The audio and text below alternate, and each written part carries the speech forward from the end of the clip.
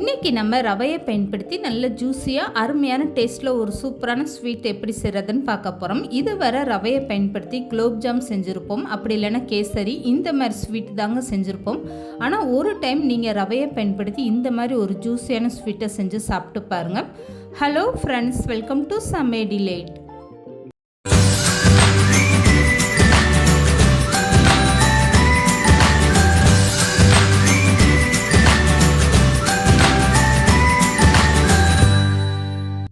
இப்போ ஒரு அகலமான பாத்திரம் எடுத்து ஸ்டவ் மேலே வச்சுக்கோங்க. ஸ்டவ் ஆன் பண்ணிவிட்டு இதில் 1.5 ஸ்பூன் அளவுக்கு நெய் சேர்த்துக்கோங்க.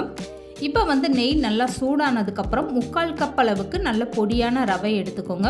இப்போது ரவையை சேர்த்ததுக்கப்புறம் ஸ்டவ்வை மீடியமாக வச்சுட்டு இந்த ரவையை கலர் மாறாமல் நல்லா வறுத்து விட்டுருங்க.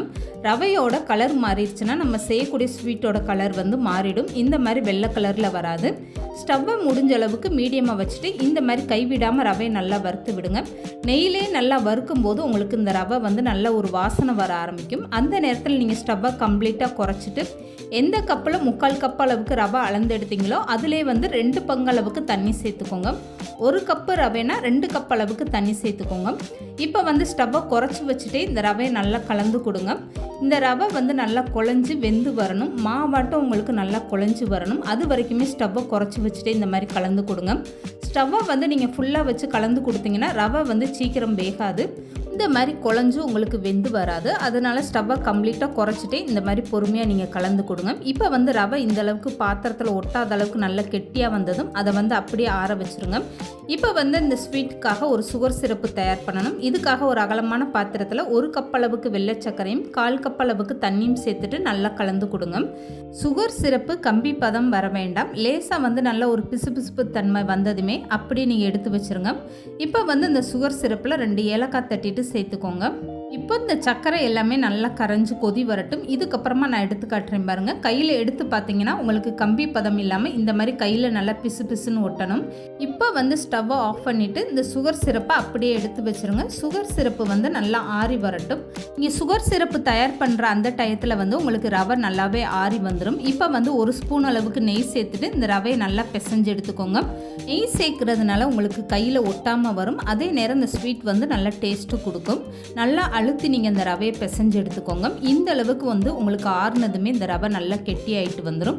எந்த அளவுக்கு ரவையை நல்லா பிசைஞ்சு எடுக்கிறீங்களோ அந்த அளவுக்கு இந்த ஸ்வீட் நல்லா சாஃப்டாக இருக்கும். இப்போ ரவையை பாருங்கள், தொட்டு பார்த்தீங்கன்னா இந்த அளவுக்கு நல்லா சாஃப்டாக இருக்கணும். இப்போது பிசைஞ்சு வச்சுருக்க இந்த மாவுலேருந்து கொஞ்சமாக கையில் எடுத்துகிட்டு பால் கொழுக்கட்டைக்கு எந்த அளவுக்கு நீளமாக மாவு திரட்டுவீங்களோ இந்த மாதிரி சின்ன சின்னதாக நீங்கள் திரட்டி எடுத்துக்கோங்க. இந்த முனியும் மட்டும் நல்லா நீளமாக இருக்கிற மாதிரி நீங்கள் மாவை திரட்டி எடுத்துக்கோங்க.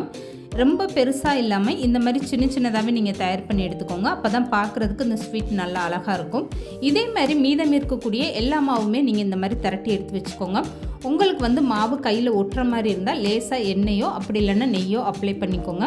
இப்போ பாருங்கள், மீதம் இருக்கக்கூடிய எல்லா மாவையும் இதே மாதிரி நீளமாக திரட்டி எடுத்து வச்சாச்சு. இதுக்கப்புறமா அந்த ஸ்வீட் எப்படி செய்கிறதுன்னு பார்க்கலாம். இந்த மாவு ஒன்றோடு ஒன்று ஒட்டாமல் உங்களுக்கு நல்லா அழகாகவே இருக்குது பாருங்கள். இப்போ இந்த ஸ்வீட்டை பொரிச்சு எடுக்கிறதுக்காக எண்ணெய் நல்லா சூடாக இருக்குது. சூடானதுக்கப்புறம் ஸ்டவ்வை மீடியமாக வச்சுட்டு மாவெல்லாம் அப்படியே நீங்கள் சேர்த்துக்கோங்க. எண்ணெயில் எந்த அளவுக்கு நீங்கள் மாவு சேர்க்க முடியுமோ அந்த அளவுக்கு மட்டும் சேர்த்துக்கோங்க. இப்போ பாருங்கள், எண்ணெயில் சேர்க்கும் போதே ஒன்றோடு ஒன்று ஒட்டாமல் எவ்வளோ உதிரியாக சூப்பராக வந்திருக்குன்னு. இந்த மாவு நீங்கள் எண்ணெயில் சேர்த்ததும் உடனே கரண்டி போடாதீங்க. தானாக இந்த மாதிரி நல்லா மேலே எலும்பி வரும். எலும்பி வந்ததுக்கப்புறம் ஒரு 5 நிமிஷம் நீங்கள் கரண்டி போடாமல் அப்படியே வேக வச்சுருங்க. ஸ்டவ்வை மீடியமாக வச்சுக்கோங்க. அதுக்கப்புறமா கரண்டி போட்டு இந்த மாதிரி லேசாக நீங்கள் பரட்டி விடுங்க. மாவு நீங்கள் எண்ணெயில் சேர்த்ததும் உடனே கரண்டி போட்டிங்கன்னா மாவு எல்லாம் பாதியாக உடஞ்சிட்டு வந்துடும். அதனால் 5 நிமிஷம் நல்லா வேக வச்சுட்டு அதுக்கப்புறமா கரண்டி போட்டு நீங்கள் பரட்டி விடுங்க. இப்போ இந்த மாவை ரொம்ப நேரம் செவந்து வேக விட்டுறாதீங்க. கலர் பார்த்தீங்கன்னா இந்த மாதிரி நல்லா வெள்ளை கலரில் இருக்கணும். இந்த மாதிரி ஒரு ஸ்டேஜ் வந்ததுமே நீங்கள் ஸ்டவ்வை குறைச்சிட்டு எண்ணெயிலேருந்து வடித்து வெளியே எடுத்து வச்சுருங்க. பாதி அளவுக்கு இந்த ஸ்வீட் வெந்தால் போதும். ரொம்ப முருகலை வேக வச்சிடாதீங்க. இப்போ மீதம் இருக்கக்கூடிய எல்லா ஸ்வீட்டும் இதே மாதிரி நீங்கள் பொரிச்சிட்டு எண்ணெயை வடித்து வெளியே எடுத்துருங்க. இப்போ இந்த ஸ்வீட்டு சூடாக இருக்கும்போதே அப்படியே சுகர் சிரப்பில் சேர்த்துக்கோங்க. சுகர் சிரப்பு நல்லா ஆற வச்சுருங்க. அதுக்கப்புறமா இந்த ஸ்வீட்டை சேர்த்துக்கோங்க. அடுத்து பொரிச்சு எடுக்கக்கூடிய எல்லா ஸ்வீட்டும் இதே மாதிரி சுகர் சிரப்பில் சேர்த்துக்கோங்க. இந்த ஸ்வீட்டுக்குள்ளே சுகர் சிரப்பு எந்த அளவுக்கு நல்லா இறங்குதோ அந்த அளவுக்கு இந்த ஸ்வீட் சாப்பிட்றதுக்கு சாஃப்டாகவும் நல்லா ஜூஸியாகவும் இருக்கும். நீங்கள் வேணும்னா இந்த ஸ்வீட்டை அப்படியே சுகர் சிரப்பில் ஊற வச்சுட்டு எப்போ வேணுமோ அந்த மாதிரி டயத்தில் நீங்கள் எடுத்து சாப்பிட்லாம். இதுக்கு மேலே கொஞ்சமாக நீங்கள் பாதாம் பருப்போ முந்திரி பருப்போ தூவி விட்டிங்கன்னா அவ்வளோதாங்க.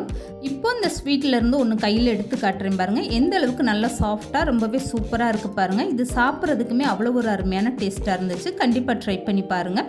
இந்த வீடியோ பிடிச்சிருந்தா லைக் பண்ணுங்கள், ஷேர் பண்ணுங்கள், மறக்காமல் சமையல் டிலேட் சேனலை சப்ஸ்கிரைப் பண்ணுங்கள்.